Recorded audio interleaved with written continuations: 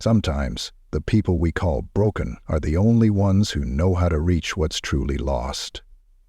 When a tech millionaire's young son falls into a coma, hope fades until a mysterious homeless girl walks into the hospital and says she can reach him. What follows is a story of guilt, quiet miracles, and two strangers who discover that healing doesn't always come from medicine, but from truth.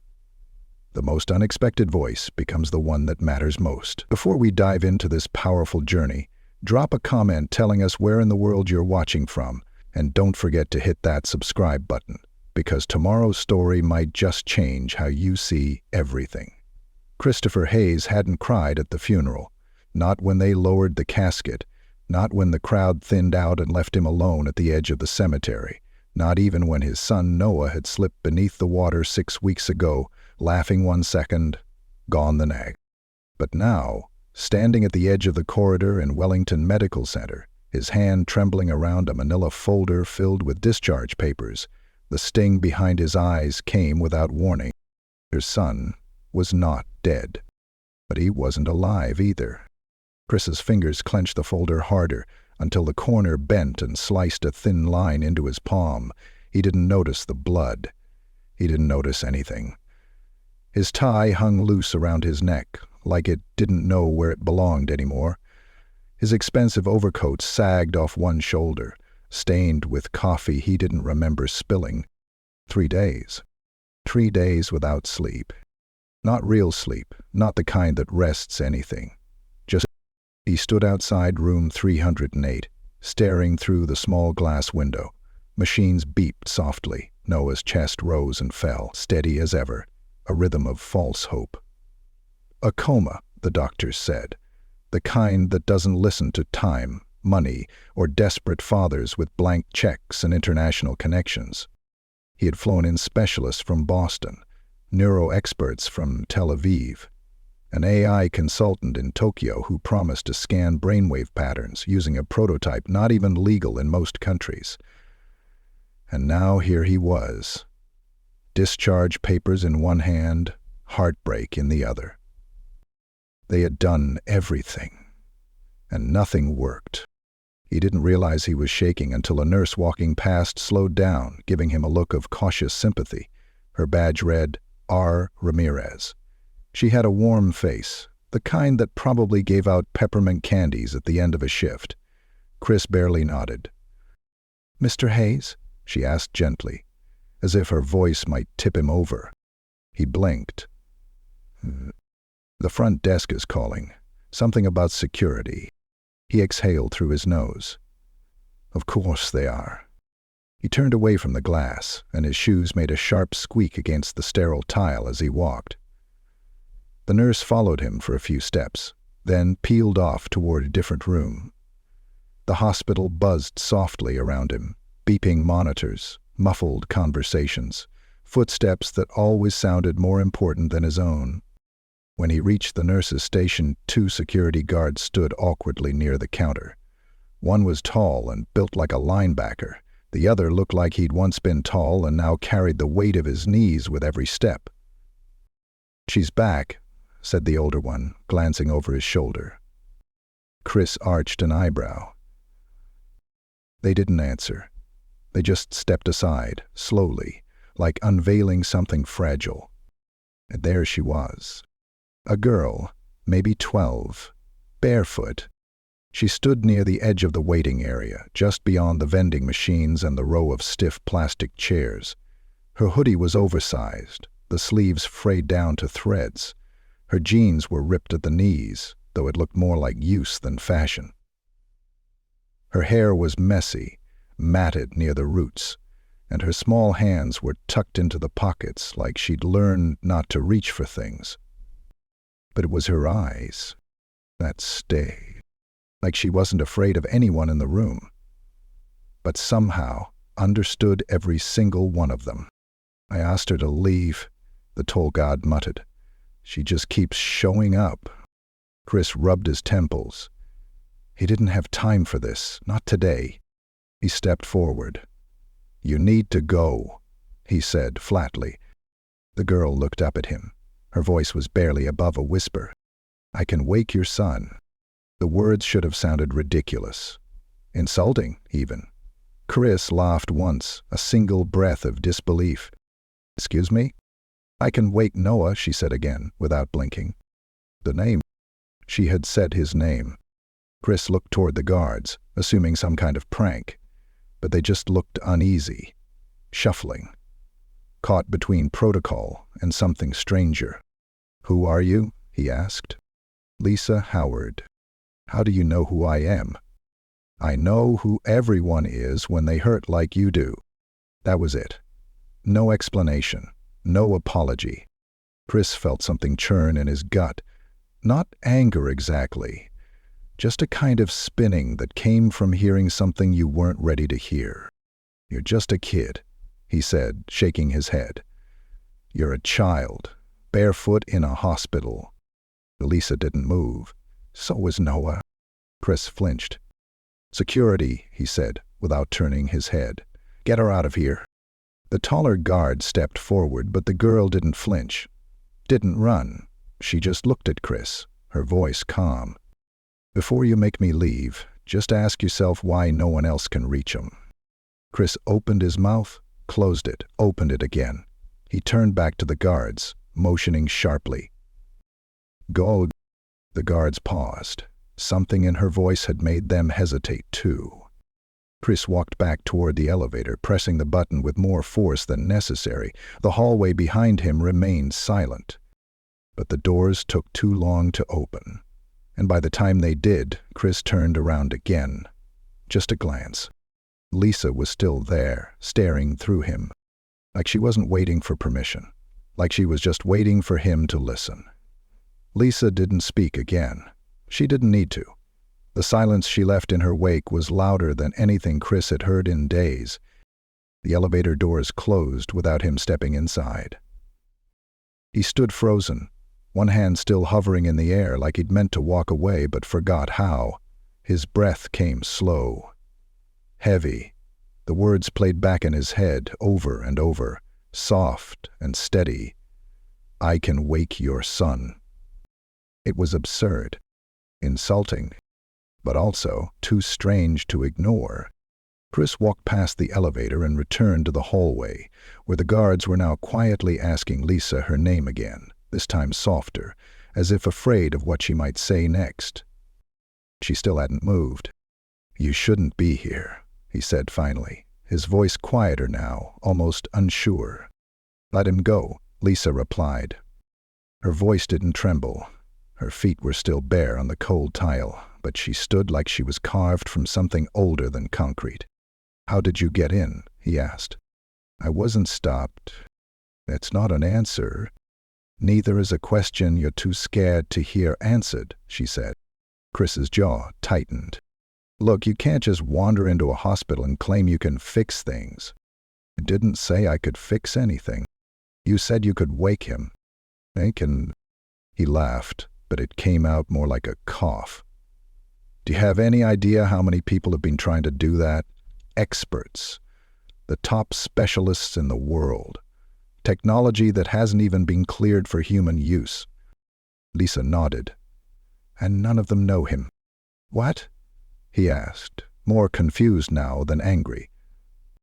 "They know what's wrong, but not who he is." Chris blinked.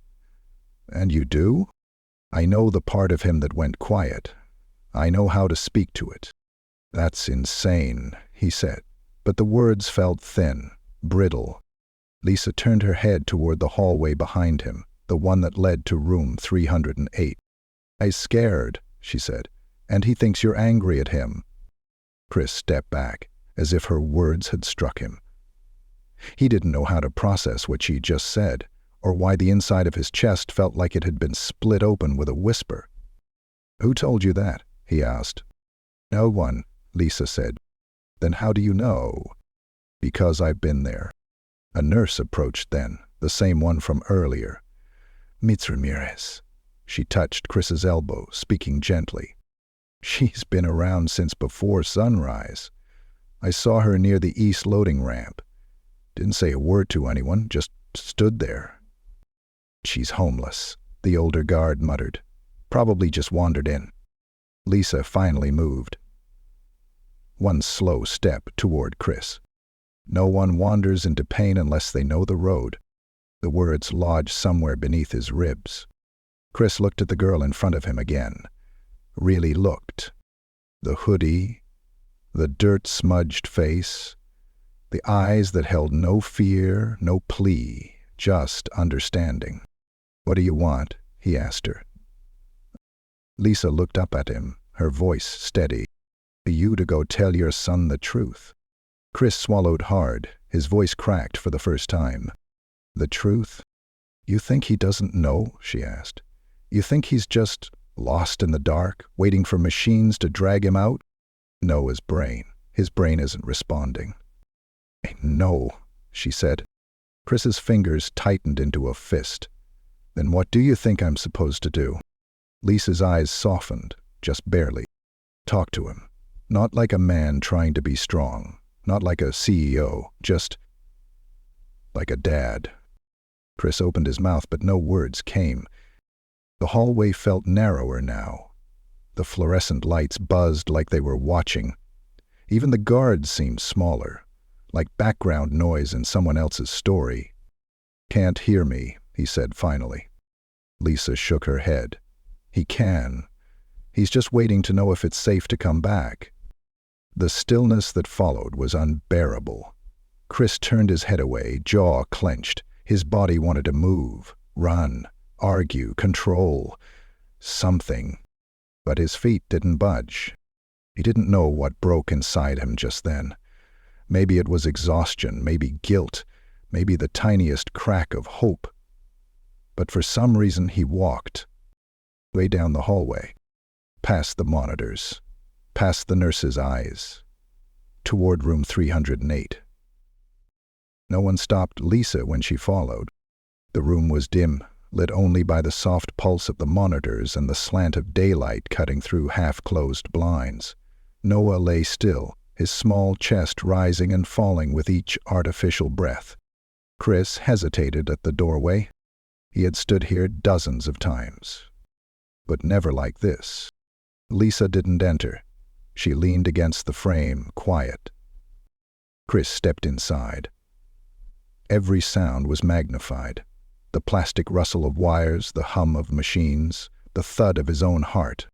He sat beside the bed and looked at Noah's face. So small and so peaceful. Too peaceful. His hand hovered over his son's, then slowly rested on it. Warm. Real. Upon hearing Arthur's name, "I don't know what to say," he whispered. Lisa didn't answer. "I'm sorry," Chris said, his voice cracking. "I'm sorry I let it get this far. I should have been there that day. I should have jumped in. I should have pulled you out faster."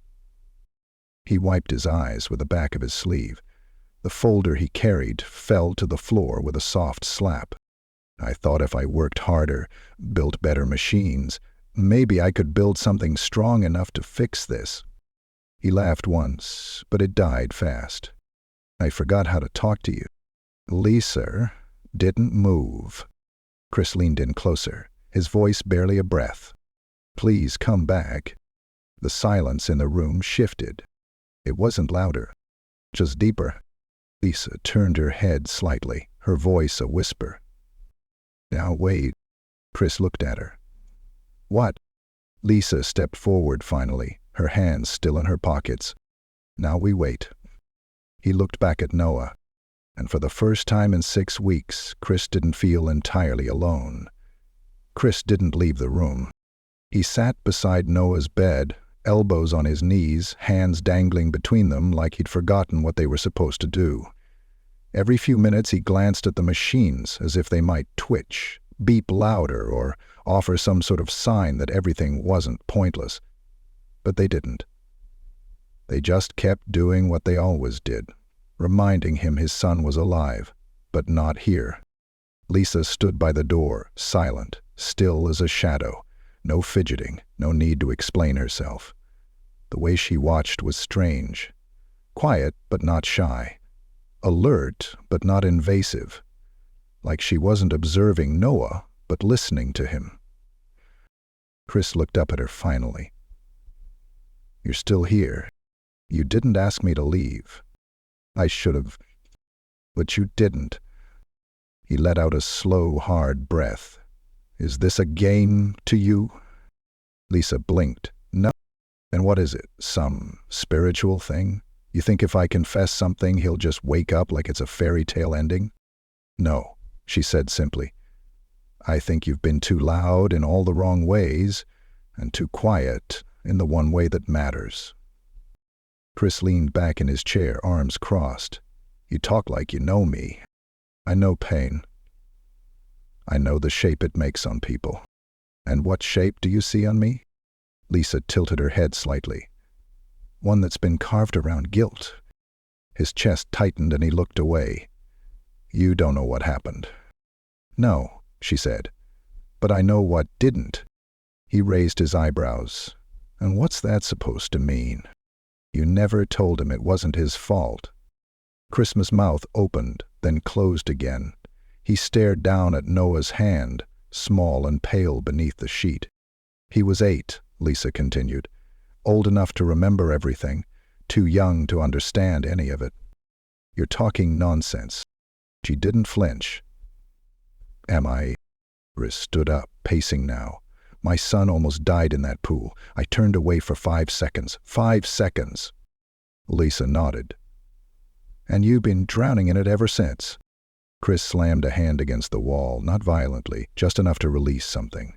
"What are you, some kind of prophet? A street kid therapist? Where are your parents?" Lisa didn't answer. "I asked you a question." She looked at him with something between sadness and resilience. "You're not the only one who's lost something." Chris stepped toward her, tired of the games. "Who are you really? Did someone send you? Are you trying to scam me? Because if you think I'm going to give you money—" "I don't want your money," she said, cutting him off. "Then what do you want?" Lisa's voice was soft. "For him to come back." Chris's breath caught in his throat. "I didn't come here to get anything," she said. "I came here because I had to." "You had to?" Lisa nodded slowly. "Because the world doesn't always send help in the shape people expect." Chris stared at her, arms falling to his sides. "You think you're help?" "No," she said quietly. "I think I'm a reminder." "Of what?" Lisa stepped closer to the bed, not touching anything, just looking at Noah like she could see beneath the skin, beneath the sleep.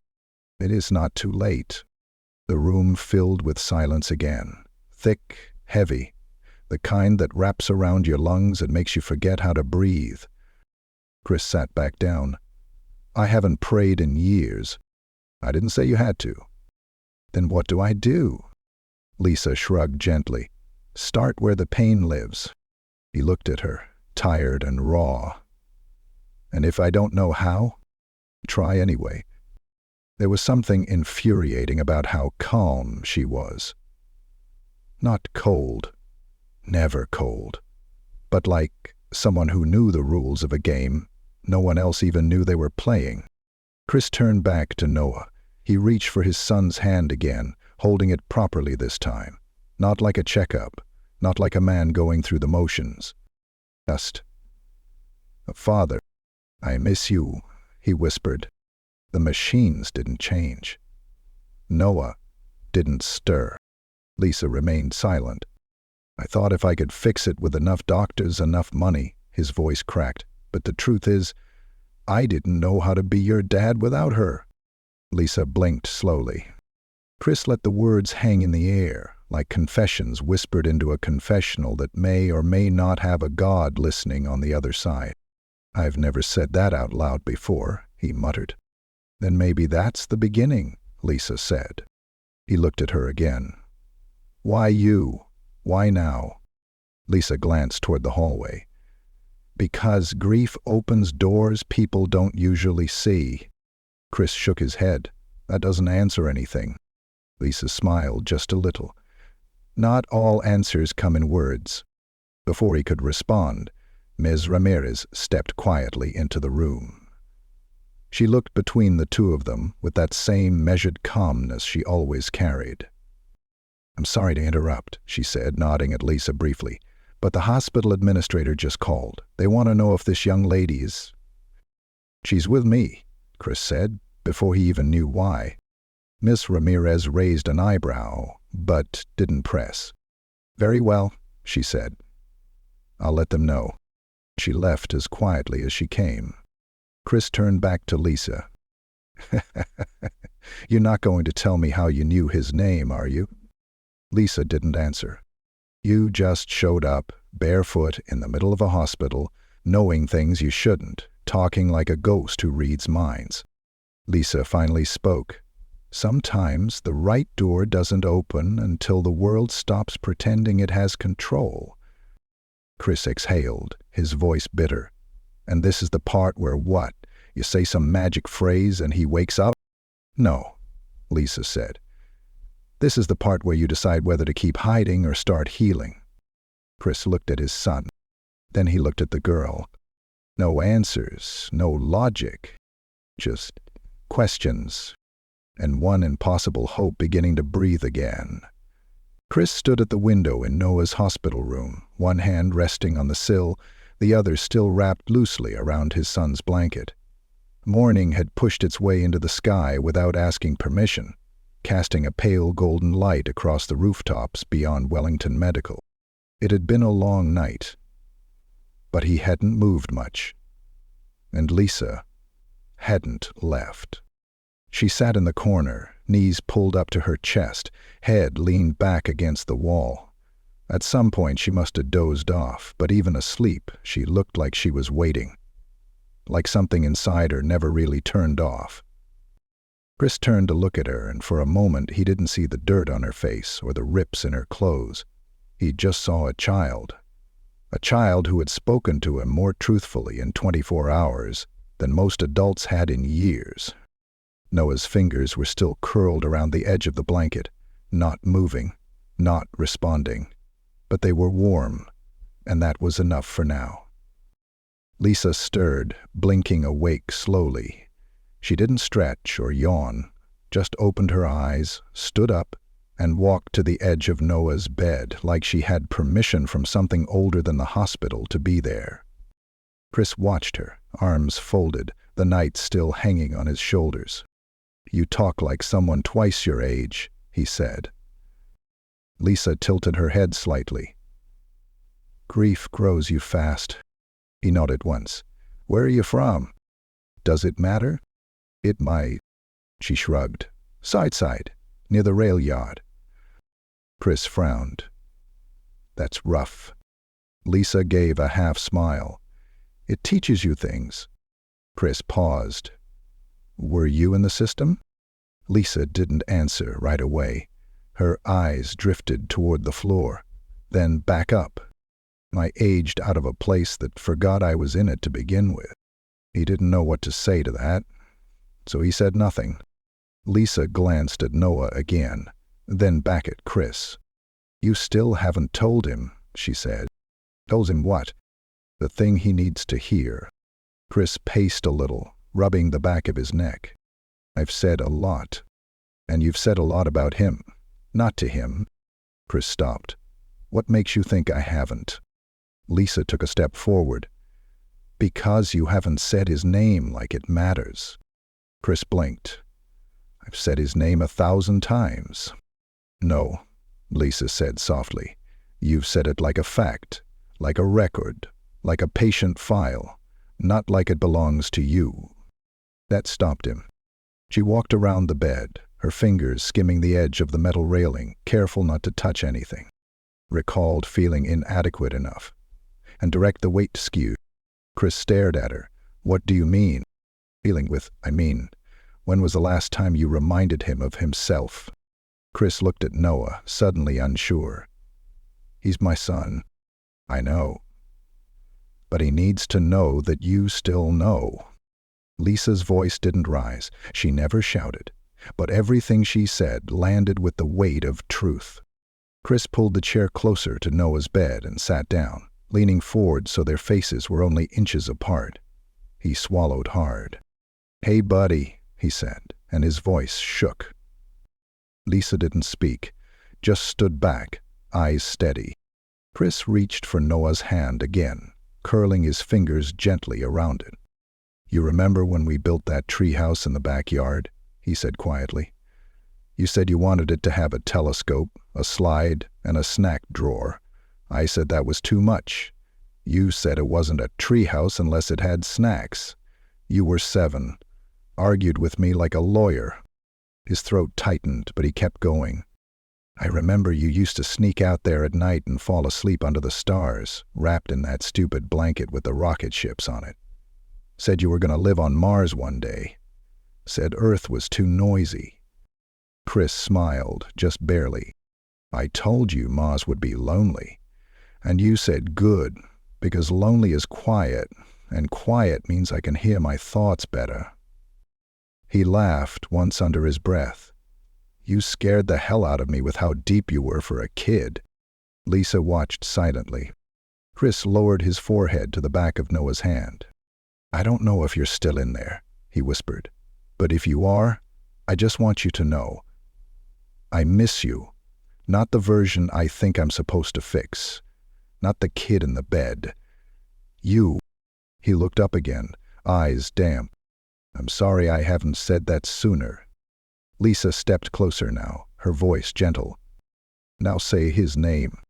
Chris looked down, his fingers tightening around Noah's. "Noah," he said, his voice cracking. Lisa nodded once. "Say it again." Chris leaned closer. "Noah, it's Dad. I'm here, buddy. I'm here, and I'm not going anywhere." Something in the room shifted, not the machines, not the boy.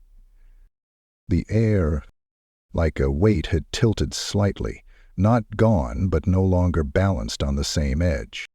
Chris closed his eyes. "I was angry. Not at you, at myself. For not being fast enough, for not seeing you slip under, for freezing for that half a second when you needed me." He exhaled, slow and deep.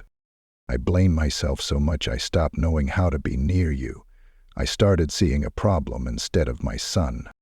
He sat back in the chair, staring at the boy who hadn't moved in over a month. Lisa stood beside him, quiet. Chris looked over at her. "You talk like you know him." She didn't deny it. Instead she said, "You forgot something important." Chris frowned. "What?" Lisa stepped back toward the wall, folding her arms. "You forgot that his name still has power, and so does yours." Chris looked at her. "My name?" Asa nodded. "Christopher Hayes. Everyone knows you for the machines you build, but do you remember the name Noah gave you?" Chris's breath caught. "Dad," she whispered. "The name you stopped answering to." He didn't know when the tears came, only that they did. He didn't speak after that. He just sat beside his son and whispered the name over and over again, like a prayer, like a key he'd forgotten was still in his pocket. Noah, Noah, Noah. And in that space between silence and sound, between memory and forgiveness, the name began to mean something again. Noah didn't move. Not that Chris expected him to. He wasn't that naive anymore. Whatever fairy tale moments he might have once believed in had been dragged from him slowly over the past 6 weeks, one doctor's shrug at a time, one "we just don't know" after another. Every whisper of hope came dressed in disclaimers now. But still, something felt different. The machines buzzed with the same clinical rhythm, but the room itself had changed. It was less hollow, less suffocating. And it wasn't just because of what Chris had said. It was because, for the first time since the accident, he had finally stopped trying to be right and started trying to be real. Lisa stood across from him, arms folded, her back against the wall, watching, not interfering, like a quiet witness to something delicate. Chris turned toward her, eyes red but clear. "He didn't slip?" Lisa tilted her head. "What do you mean?" "Day," he said. "At the pool. I told the doctors he slipped, told everyone that. But he didn't." Lisa waited. Chris ran a hand over his face. He jumped, just leapt off the edge like he was flying. And I was texting someone, just for a second. I looked down, and then I heard the splash. He swallowed hard. Could swim, but not well. He was only 8. I always told him not to jump without me nearby. Chris's voice broke. But he trusted me. Thought I'd be there. Thought I was watching. Lisa's voice came soft, nearly a whisper. And you weren't. No. And you've hated yourself since. Chris didn't answer. He didn't need to. Lisa walked slowly to the side of the bed. She didn't touch Noah. She just crouched next to him and looked at his face like she was searching for something deeper than a pulse. You know what grief is? She asked quietly. Chris looked at her. A punishment? Lisa shook her head. It's a language. He blinked. A language? It only speaks truth. That's why it hurts, and it only responds to truth. That's why most people never really heal. They keep trying to lie in a language that only understands pain. Chris let those words settle. He sat down again, elbows on his knees, staring at the floor. So what now? He asked. I tell the truth. I say all the right things. Then what? He just wakes up? Lisa didn't move.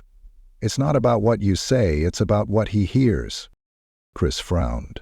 He can't hear anything. Lisa met his eyes. Then why did his heart rate spike last night when you called his name? Chris blinked. It did? You didn't notice, she said gently, but I did. He turned to the monitors. They looked the same as always, but now they felt like something more than machines.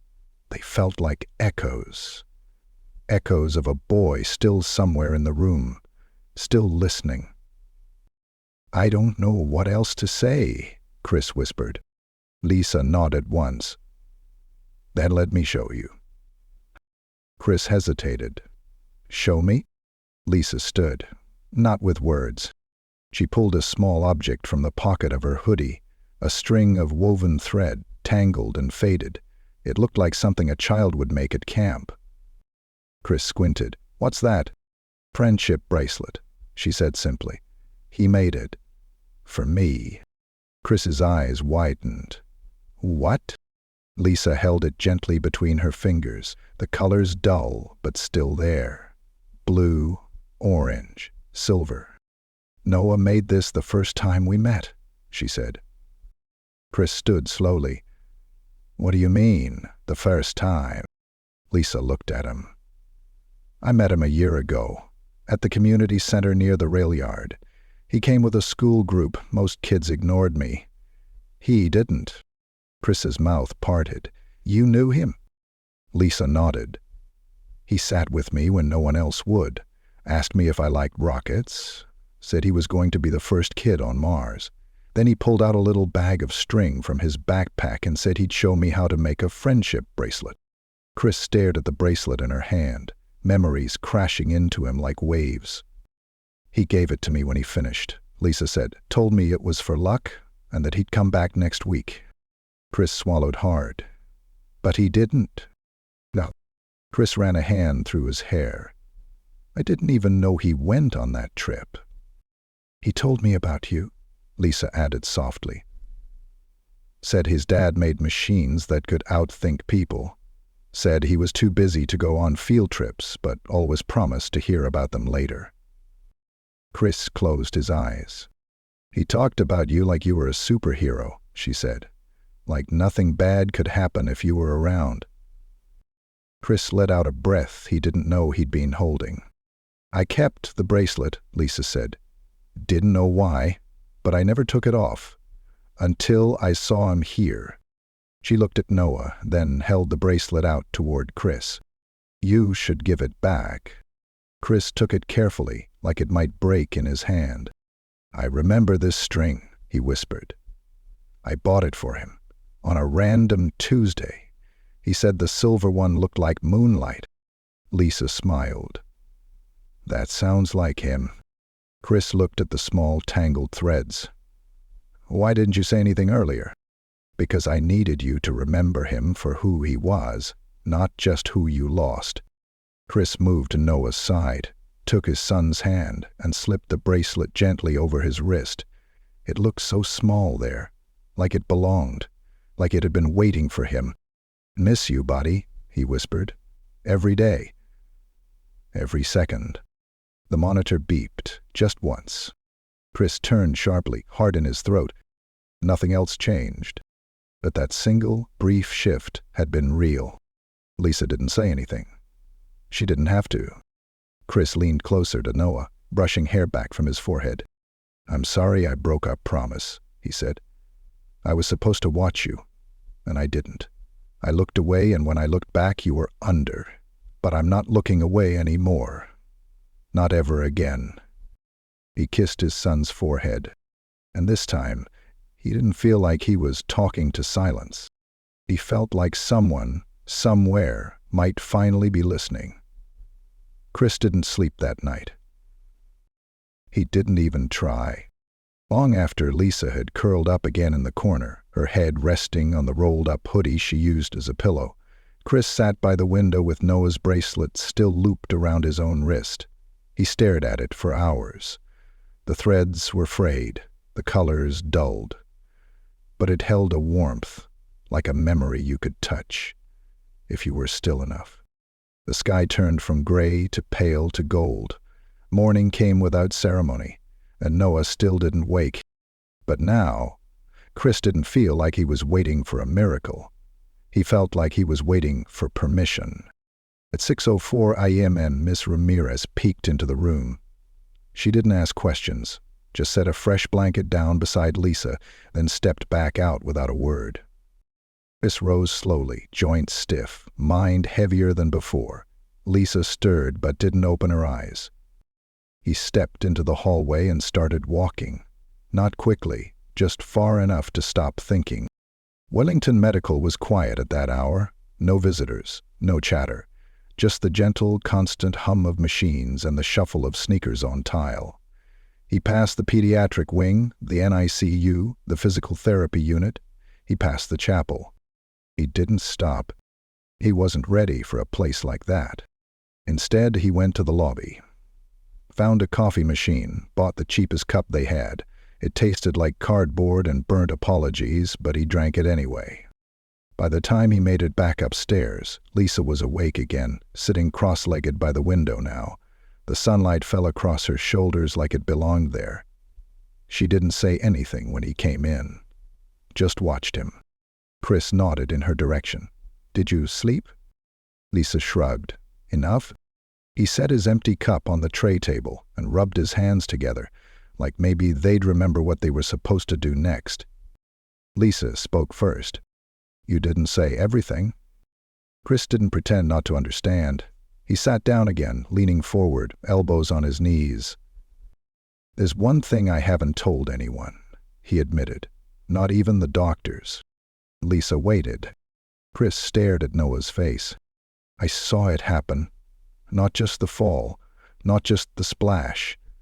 I saw the moment he looked up from the water. His eyes found mine. He was still under, but he wasn't panicking. He wasn't scared. He was waiting." Lisa's voice was barely a breath. "Waiting for you to move." Chris nodded slowly. "I froze," he whispered. "He trusted me, and I froze." The silence that followed was thick. Lisa didn't try to fill it. She just let it sit there between them, as raw as an open wound. "I dove in," Chris continued. "I got him out, did everything right after that, but the damage had already been done." He looked up at her. "I've been carrying that moment around like a secret weapon I turned on myself." Lisa's gaze was steady. "And what did it cost you?" Chris looked back at his son. "Everything." He sat back in the chair, exhaling slowly.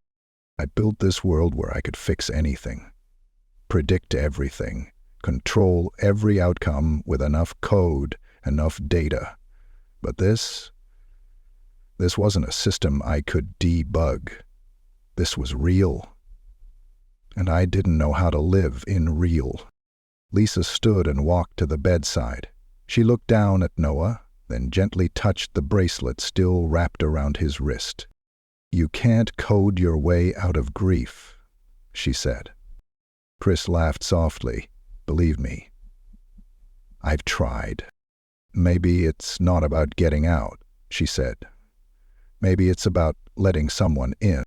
Chris looked up at her, brows furrowed. "What do you mean?" Lisa didn't answer right away. She pulled her hoodie tighter around her shoulders and moved back to the window. The light now painted half her face in gold, the other half in shadow. "Do you ever wonder why people stop talking to each other?" she asked. Chris nodded. "All the time. It's not because they forget how," she said. "It's because they don't want to risk being wrong in front of someone who matters." Chris sat with that for a moment. "I think that's what happened between me and Noah's mom," he admitted, "before she passed. We were in survival mode for so long, we forgot how to reach each other." Lisa's voice dropped low. "And when she was gone, all that silence had nowhere to go but inside you." Chris turned his face away, suddenly ashamed of how exposed he felt. "I tried to be everything for Noah after that," he said, "but I only knew how to give him plans, not presents." Lisa looked at him. "And now?" "I want him to know that I'm still his dad, that I still see him." Lisa nodded once. "Then tell him something only his dad would know." Chris stood slowly and approached the bed again. He pulled the blanket up a little higher on Noah's chest and took his hand. "You remember your first science fair?" he asked softly. "You made that volcano that never erupted. You were so mad at it for betraying you. But when everyone clapped anyway, you whispered to me, maybe they liked the idea more than the explosion." He smiled faintly, eyes brimming. "I didn't get it then, but I do now." He leaned down, forehead gently resting against Noah's temple. "I like the idea of you more than anything this world could explode into. I like you, Noah. Not for what you can do, just for being mine." He stayed there a while, just breathing, just being. Lisa's voice came again, soft as fog. "There's one more door." Chris turned. "What?" "More you haven't opened." He didn't speak. Lisa looked at him carefully. "You're still afraid." He didn't deny it. "Of what?" Lisa stepped closer. "At what it'll mean if he never wakes up. Of what it'll mean if he does." Chris sat back down, the truth sinking in fast. "I don't know who I am without guilt," he said. Lisa nodded. "Then maybe it's time to find out." The sun climbed higher in the sky. The light through the window now reached the edge of Noah's bed, soft and warm. Chris reached out again, brushing his son's fingers with his thumb. "I'm here, Noah," he said. "I don't know how this ends, but I'm here, and I'm not going to be the man who runs anymore." Lisa watched, quiet. Chris leaned closer, whispered something only Noah could hear. And this time, when he pulled away, Noah's finger twitched. Just once. Barely. But enough. Chris didn't believe it at first. His eyes were on Noah's hand, but his mind told him it was nothing, a reflex, a nerve response, something small and meaningless, the kind of thing a doctor would brush off without even glancing up from a clipboard. But then, it happened again. A subtle twitch. Just one finger. The same finger Lisa had wrapped the bracelet around. Chris leaned forward fast, so quickly he nearly knocked over the plastic pitcher of water on the tray table. He reached out, trembling, and touched Noah's wrist. "Nora?" he whispered. "Buddy?" Lisa was already beside him, calm but alert, eyes locked on Noah's face. The machines didn't change. His heart rate stayed steady. The oxygen levels stayed within range. But Chris saw it. He knew he saw it.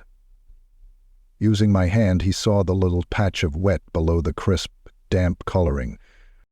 The hand moved. Just a flicker, a whisper of motion. "Did you see that?" he asked, his voice cracking. Lisa nodded. He's trying. Chris stood and took 2 steps back, hands in his hair. He didn't know whether to cry or scream or pray. He paced toward the window and back to the bed, heart racing. Struggled with, "I should get a nurse." Lisa shook her head. "Not yet." Chris stared at her. "What do you mean, not yet?"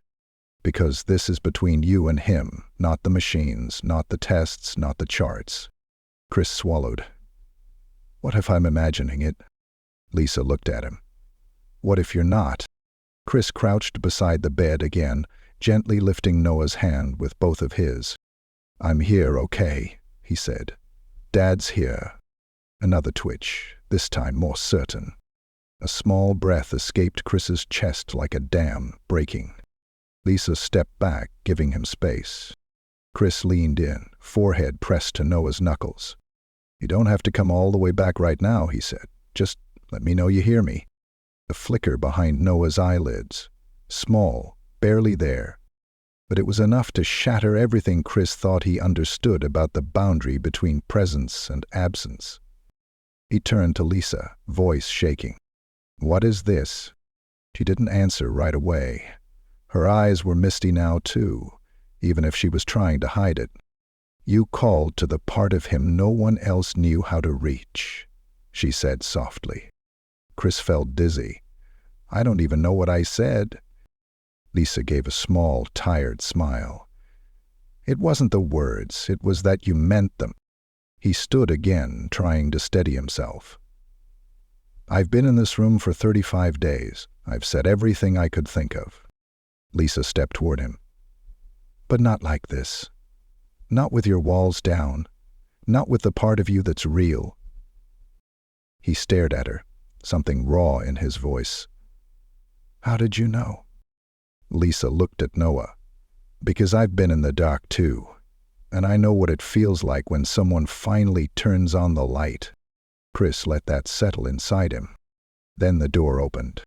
It was Miss Ramirez. She took 1 step in, noticed the change in energy immediately. Her eyes moved from Chris to Lisa, then to Noah. "Is everything all right?" she asked. Chris didn't know what to say. Lisa stepped aside. "He moved." Mrs. Ramirez blinked. "Moved?" Chris turned to her, nodding quickly. "Yes, just his fingers, but I saw it. She saw it. You saw her walk." Ms. Ramirez walked to the bed, checking the monitors first, then Noah's limbs. She leaned in, her tone shifting into clinical clarity. "Let's not jump to conclusions," she said, but even she sounded different, like she wanted to believe it too. She checked his pupils with a small pen light, recorded something on a clipboard. "He's stable," she said. "He twitched when I said his name," Chris added. "Then again when I touched him." Ms. Ramirez nodded slowly. "That's a good sign. We'll bring in Dr. Ameri for another scan." Chris nodded, eyes glued to his son. As the nurse stepped out, Lisa looked at Chris again. "He's on the edge." Chris furrowed his brow. "Of what?" "Coming back." He sat down, barely breathing. "What should I do?" Lisa sat cross-legged again in the corner, like she had the night before. Her voice was gentle now, almost tired. "Just keep talking. Not like you're hoping for a result, but like you believe he's already here." Chris looked at her. "And if he slips again?" Lisa shook her head. "He won't." Something about the certainty in her voice struck him. It didn't feel like a guess. It felt like someone who had already walked through the worst part and made it out the other side. Chris leaned forward again, resting his arms beside his son's. "You remember that time we got stuck in the elevator?" he whispered. "You were 5. Thought it was the end of the world. You wouldn't stop crying until I started singing that ridiculous jingle from the cereal commercial." He chuckled. "You told me if we ever got stuck again, I wasn't allowed to talk unless I sang." He cleared his throat and sang under his breath, barely audible. Snap, crackle, pop, the rescue's at the top. Noah didn't move again. But Chris kept going. "One story. then another, each one pieced together from old moments he hadn't thought about in years. Lisa didn't interrupt. She just listened, like the stories were waking something up in both of them. The sun shifted overhead, casting new light into the room. Chris looked at Lisa. "I don't get it." She blinked slowly. "What? How are you not tired of helping people who don't believe you?" Lisa looked down at her hands. "Because someone once believed in me, before I knew how to believe in myself." Chris watched her. Was it him? Lisa hesitated, then nodded. "He sat with me. When I didn't think I mattered, he asked my name. That was the first time in weeks anyone cared." Chris blinked. "I didn't even know," he said. "You weren't supposed to," she said. "It wasn't your moment to carry. But this one is." Chris leaned back, resting his hand over Noah's chest. And for the first time since the fall, since the scream, since the silence, he didn't feel powerless. He felt present. The monitors beeped their steady rhythm. Lisa sat in stillness. Chris whispered another story, then another, and somewhere between the memory of a rocket blanket and a cereal jingle, the boy in the bed stirred again. The world had been louder then, busier, sharper. Chris remembered the sound of Noah's sneakers slapping against the hardwood floor as he ran through the house, cape made from a kitchen towel tied around his shoulders. Back then, their days were filled with cereal spills, science kits, and bedtime arguments about why rockets didn't work without gravity. Back then, it had felt like they had forever. But forever had a way of shrinking when you weren't looking. It was a Saturday, he remembered, because he'd cleared the afternoon for once, cleared his calendar, silenced his phone, even canceled a client call that would have made headlines if he'd taken it. He did all that because Noah had asked him, no, begged him, to come to the pool. Chris hadn't gone in with him. Not right away. He'd promised he would, just after one last email, just after one more phone call, just after the stock update. He sat under the umbrella with a tablet in his lap while Noah splashed around in the shallow end, pretending to swim like an astronaut through space. Chris looked up every few seconds, waving, nodding, assuring him he was almost done. The water was cold that day. Chris remembered that too.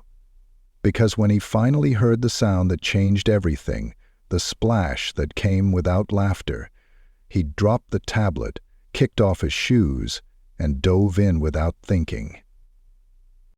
Noah had been face down when Chris reached him, still, too still. He pulled him out, shouted his name over and over, began CPR like he'd practiced in training courses but never believed he'd have to use. He remembered yelling, sirens, hands pulling him away, strangers' voices. Then the ride to the hospital that didn't feel real. That was the day everything changed. The doctors said Noah had aspirated water, that the seconds between submersion and rescue were too long. Not fatal, but damaging. Chris only heard fragments after that. Oxygen deprivation, neurological concerns, coma, and guilt. So much guilt it cracked through the lining of his ribs and wrapped around every breath. He remembered standing in the hallway outside the ICU that night, soaked and shivering, answering questions about medical history and emergency contacts. A nurse had asked if there was anyone else they should call. Chris almost said her name, but she was already gone. Noah's mom, Serena, had passed away almost 2 years before that day. Ovarian cancer. It had taken her quickly, quietly, cruelly. Chris still wasn't sure if he'd fully processed that grief before a new one swallowed it whole. Now, 1 year later, Chris sat beside Noah's bed, holding that memory like a match in his chest. Not bright enough to burn away the shame, but enough to feel its heat. Lisa had been silent most of the morning. She sat across the room, legs folded underneath her, notebook open in her lap. It wasn't new, just something she must have carried in her hoodie, pages yellowed, corners bent. She wrote something now and then, but Chris didn't ask what. He knew better. Some things weren't meant to be seen yet. He finally broke the silence. I was supposed to be his protector. Lisa didn't look up. You still are. Chris exhaled sharply. Then why do I feel like I failed at the one thing that mattered? Because you did. Chris turned toward her, startled. Lisa met his eyes. But that's not the end of the sentence. Chris narrowed his brow. What's the rest of it? She closed the notebook. You failed. But you stayed. He blinked. You didn't run, she said. You didn't disappear. You sat here. You held his hand. You remembered his voice. You showed up every day, even when it hurt. Chris rubbed his eyes. Is that supposed to be enough? No, Lisa said softly. But it's where healing starts. He stood up and walked to the window again. Outside, families moved in the parking lot. A dad carried a baby in one arm and balanced a toddler with the other. A mom knelt to tie her son's shoelaces, smiling as he talked too fast to breathe. Chris watched them for a long moment. I haven't looked at people in weeks, he muttered. Lisa came to stand beside him. Why not? Because I thought if I stopped moving, I'd drown. Lisa looked up at him. You didn't drown. Chris turned to her. How do you know? She held his gaze, steady and unblinking. Recalled dealing with? Because you're still here. He looked at her for a long time, as if trying to see the full shape of who she was. This girl who had no shoes, no parents, no home, but carried wisdom like it had been handed down in blood. You remind me of Serena, he said quietly. Lisa blinked. Your wife? He nodded. She used to say the hard truths too, never sugar-coated anything. Lisa tilted her head. And did you listen? Chris gave a faint smile. Not until it was too late. Lisa didn't answer. Chris turned away from the window and looked at Noah. He walked over, crouched beside the bed. Noah, he said, I remembered something today. Something I should have told you long ago. He reached into his wallet, pulled out a worn piece of paper, something folded down to the size of a coin. He opened it gently and held it out. It was a drawing, a crayon rocket, flying through stars with a crooked smiley face waving from the window. I found this in your backpack after the accident, Chris said. Didn't even notice it at first, thought it was trash, but I kept it. I don't know why. Lisa stepped closer, watching carefully. Chris pointed to the smiley face. You drew me in the rocket with you, he said, voice tight. Said we were going to space together, that I wasn't allowed to stay behind. He took a breath, the words catching in his throat. Well, buddy, I'm ready to go now. If you're still out there, if you're still flying around in that big sky somewhere, I'm ready. Come back and get me. Noah didn't stir, but the air shifted again. Chris laid the drawing beside his son's pillow and rested his hand gently over Noah's chest. You don't have to fly alone anymore. Silence followed. Then, for the first time in 39 days, Noah let out a sound. A soft, scratchy breath. Not just a machine. A real one. Chris jolted. Lisa's hands flew to her mouth. Noah's lips parted slightly. His eyes didn't open, but his chest rose on its own, without the help of a machine. And then another breath, this one stronger. Chris stumbled backward toward the door, yelling, Nurse, someone, he's breathing on his own. Lisa stood still, tears slipping down her cheeks. Chris turned back to Noah, voice trembling. Mine here, he whispered. We're both here. And this time, he believed the words. Lisa didn't stay in the room when the nurses came. She slipped out quietly, her steps light and practiced, the way someone moves when they've spent years learning not to be noticed. No one stopped her. They were too busy calling codes, rushing in with portable monitors, checking oxygen levels, whispering orders over each other with sudden urgency. But Chris noticed she was gone.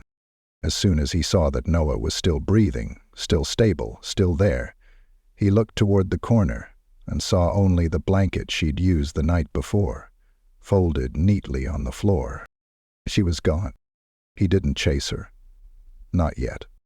He stayed until they confirmed it. Noah's vitals were strong, his respiratory function had shifted. The machines were still on, but only as backup now. The doctor, Mari, stood stunned beside the bed, looking at Chris like he wanted to ask 100 questions but didn't know where to start. Chris didn't answer any of them. He just said, "I'll be back," and left before anyone could stop him. The air outside hit different. For the first time in weeks, it didn't feel like walking into a cage. It felt like breathing something alive again. He headed east, not by map, not by logic, just by instinct. His car was parked on the west side of the building, but he kept walking in the other direction, past the emergency entrance, across the quiet morning street, toward the places people didn't drive to by choice. 15 minutes later, the clean sidewalks were behind him. The roads turned rougher. Brick buildings lined the streets now, stained with old rain and graffiti that stretched across entire walls like murals from kids who needed to scream but only had spray cans. He didn't know exactly where he was going, but something told him Lisa had come from this. 2 blocks in, he found a small park wedged between a shuttered convenience store and a bus depot. No playground, just a few benches, a rusted swing set, and patches of dirt where grass used to be. And she was sitting on the swing, shoes still missing, arms wrapped around her knees. She didn't look surprised when he approached. "Didn't think you'd notice I left," she said without turning. Chris sat on the bench closest to her, not too near, not too far. "I noticed." Lisa nodded. For a while, neither of them said anything. Then Chris spoke. "You helped bring my son back." Lisa's fingers gripped the chain of the swing a little tighter. Chris leaned forward, elbows on his knees. "I don't understand you," he said honestly, "and I don't know why you did what you did, but you didn't have to leave." Lisa let her feet sway gently above the dirt. "I always leave, because I don't belong in rooms like that." Chris looked around. "You don't belong in places like this either." Lisa glanced at him. "This is the only place that ever felt honest." He furrowed his brow. "You shouldn't be out here." Lisa shrugged. "I've been out here since I was 11. It's not new." Chris sat back, stunned. 11? She nodded. "Group homes, couch surfing, a few nights in the shelter when I got lucky." Chris swallowed the knot rising in his throat.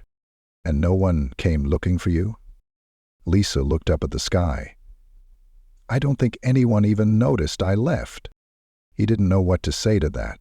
How could someone so invisible carry so much presence? "Did you know Noah would be there?" he asked softly. Lisa shook her head. "Not at first. I didn't even know his name when I walked in. I just knew I needed to go." Chris blinked. "Then how?" "Who felt familiar," she said, still looking upward. "Not his face. His energy.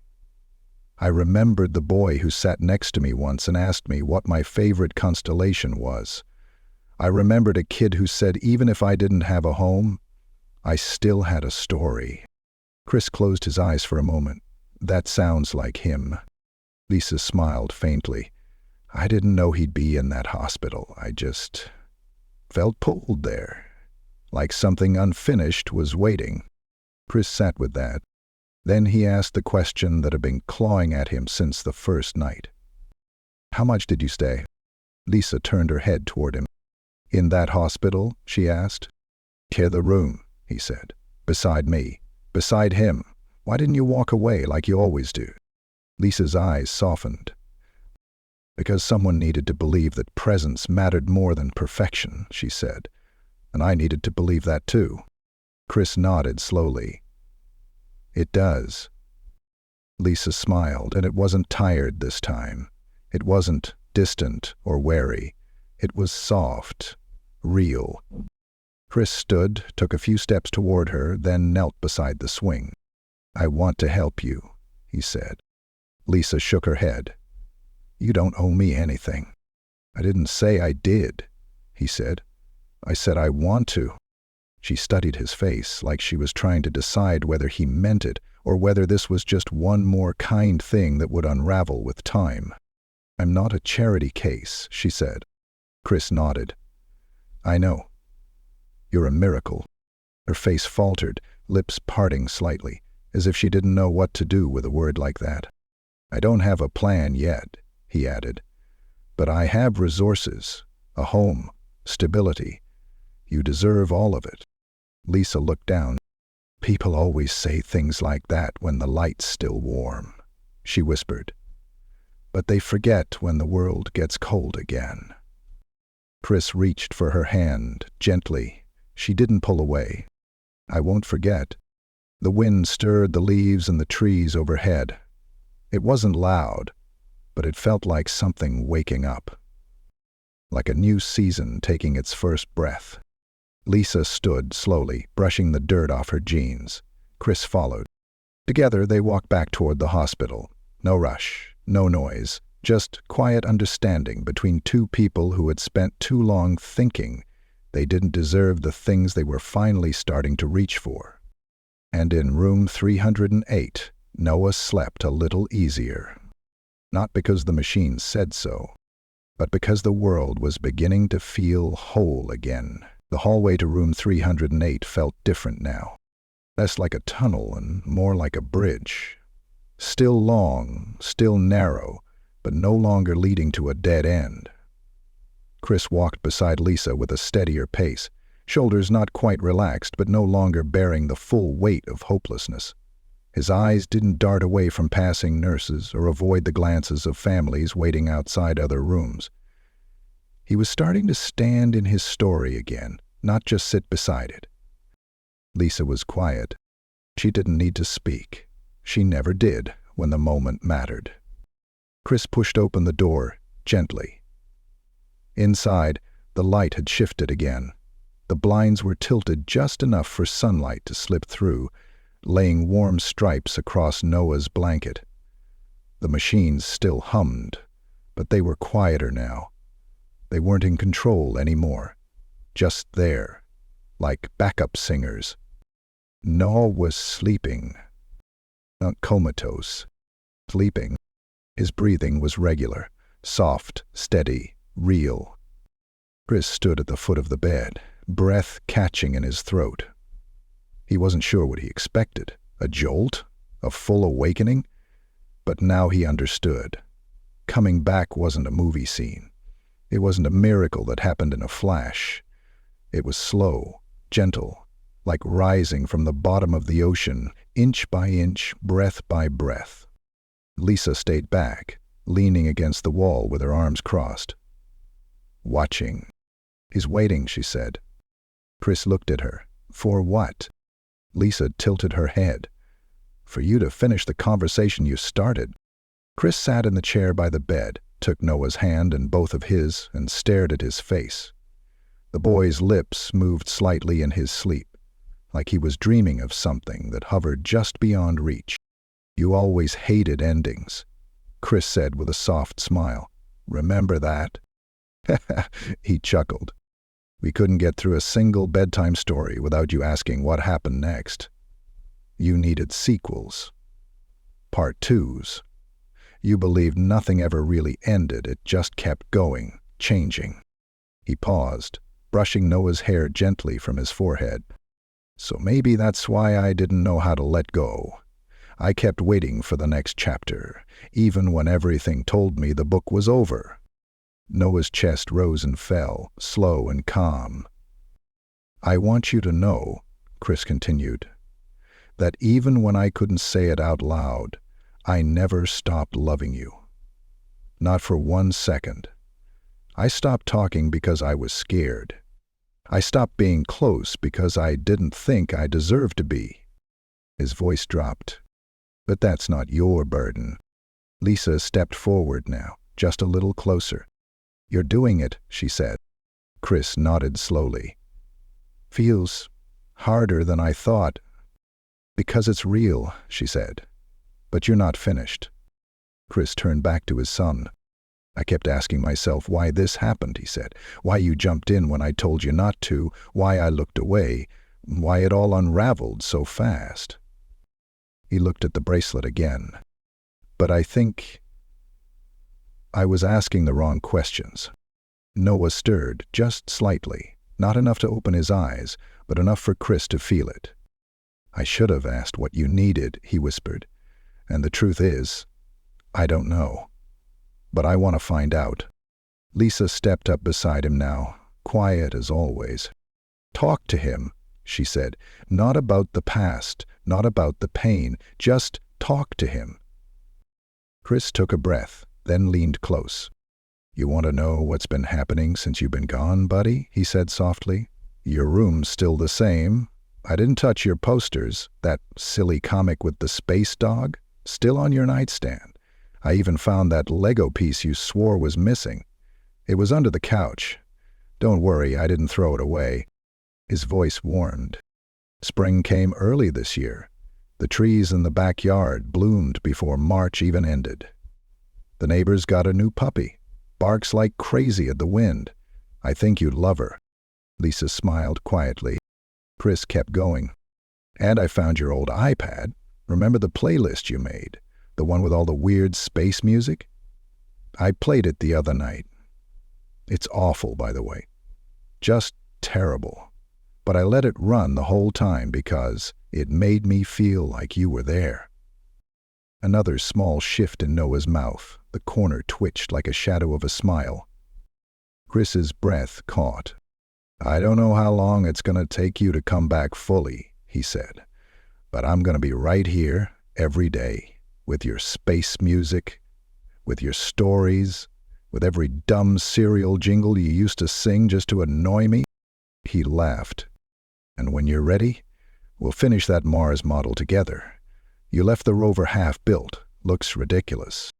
Lisa stepped back again, hands at her sides now. Chris looked up at her. I think he hears me. Lisa nodded. He does. Chris blinked. How do you know? Because your voice sounds like home again. Chris looked back down. He didn't cry this time. Not because it didn't hurt, but because it did, and he wasn't scared of that anymore. Noah's hand shifted slightly in his. A small, slow curl of his fingers. Chris froze, staring. Then he whispered, Noah? The boy's head tilted just a fraction. His lips parted. And in the faintest voice Chris had heard since the fall, barely more than breath, came one word. Dead. Chris's heart nearly stopped.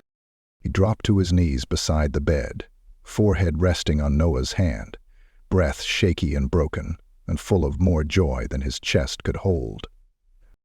I'm here, he whispered. I'm right here. Lisa stepped outside the room, closing the door behind her. She didn't need to stay anymore. Her part was done. Chris had finally spoken. And Noah had finally answered. The next time Noah opened his eyes, it was morning. Not the kind of morning you stumble into half asleep, but the kind that feels earned. Earned through darkness, through silence, through waiting. Sunlight filtered in through the blinds, warmer than usual, like it had waited just for this. Chris was there, sitting in the same chair, hunched forward, hands still resting gently on Noah's. His face was calm, a little stunned, a little wrecked, but undeniably alive in a way it hadn't been in weeks. Noah blinked slowly. Chris looked up, and for a second, time forgot how to move. Then Chris stood, quickly but not wildly, like he didn't want to scare the moment away. Hey, he whispered, voice cracking. Hey, buddy. You're awake. Noah tried to speak, but it came out like air pushed through sandpaper. Chris leaned down fast, grabbing the water cup, lifting it to his lips. "Don't talk yet. Just sip. Just... You're okay. You're here." Noah drank, just a little, then closed his eyes again. But it wasn't like before. This time it wasn't escape. It was just rest. Safe rest. Chris pressed the call button. The nurses came rushing in seconds later. Machines were checked. Eyes scanned. A team of voices moving around them like dancers in careful rhythm. But none of it mattered to Chris as much as the sound he'd already heard. And one word. Dad. That one word undid everything that had broken him. 2 hours later, the news had reached every corner of the hospital. They called it spontaneous recovery.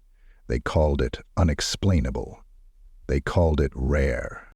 Chris didn't care what they called it. He just called it Noah. Lisa didn't return right away. Chris looked for her that afternoon, walking the halls, the courtyard, the lobby. She was nowhere. Not in the shelter, not by the bus depot, not even on the old park bench she used to curl up on under the rusted swing set. He almost thought she'd been a dream. Then, the third morning after Noah woke, Chris walked into room 308 and found her sitting beside the bed. No shoes, hoodie zipped halfway up, hands folded in her lap like she was praying without speaking.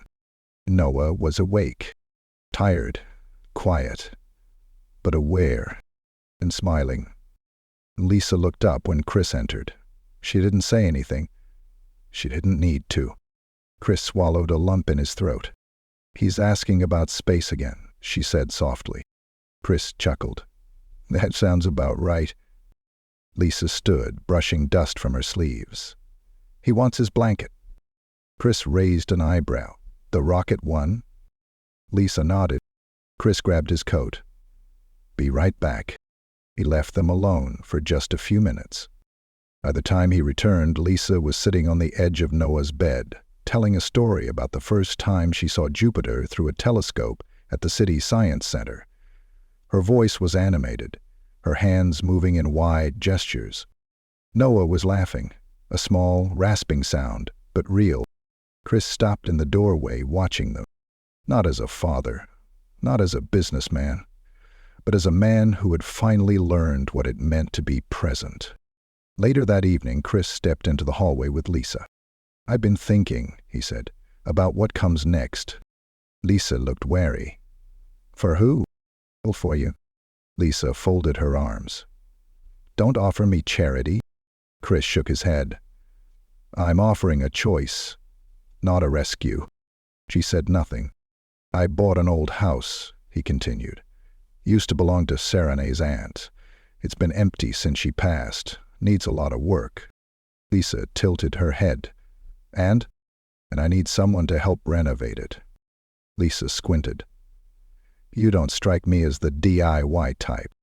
Chris smiled. "I'm not, but I'm learning to ask for help." She looked at him closely, like she was testing for sincerity. "And what do I get?" she asked. "A key," he said. "A room of your own. A bed. Warm food, clean water, and no questions you don't want to answer." Lisa blinked hard, once. "Brings out a witness. And you go." Chris glanced back toward the room. "Already asked if you could live with us," he said. Lisa exhaled. For the first time since Chris met her, she looked young. Just a kid. Not a mystery. Not a miracle. Just a girl who had survived the kind of loneliness most people couldn't imagine. She nodded once. "I'll think about it." Chris smiled. "That's all I ask." They walked back into the room together. That night, Noah fell asleep to the sound of Lisa humming something soft and familiar. Chris sat in the chair, just watching them. A girl who'd come from nothing, a boy who'd almost slipped away, and a father who'd finally remembered what it meant to show up. When the nurse stepped in later to dim the lights, she stopped just short of the door, smiling gently. "Room feels different now," she said. Chris nodded. "Yeah," he replied. "Feels like it's breathing again." A few weeks later, Noah was discharged. He walked out of the hospital on his own, slower than before, a little wobblier, but proud. Lisa was beside him. Not walking behind, not hovering, just beside him. Equal, steady. Chris drove them home, up to the mansion, to the old house that needed fixing. They painted the walls together. They built shelves. They argued about whether glow-in-the-dark stars were cool or corny. They burned cookies and stayed up too late and started calling each other family before anyone said it out loud. And one night, as Noah curled up on the couch with his rocket blanket, Lisa sat beside him, feet tucked under her, flipping through a book about the galaxy. Chris brought them hot chocolate in mismatched mugs. And when Lisa took hers, she looked up at him, eyes soft. "I thought I was just here to help him," she said. Chris sat beside them. "You did more than that," he replied. She smiled. "So did you." The stars outside flickered like tiny flashlights in the dark. Noah drifted off with a smile on his face. And Lisa stayed. For the first time in her life, she stayed. Because something had moved. Not just in Noah. Not just in Chris. But in her. And in the space between them all, something had begun to heal. The end.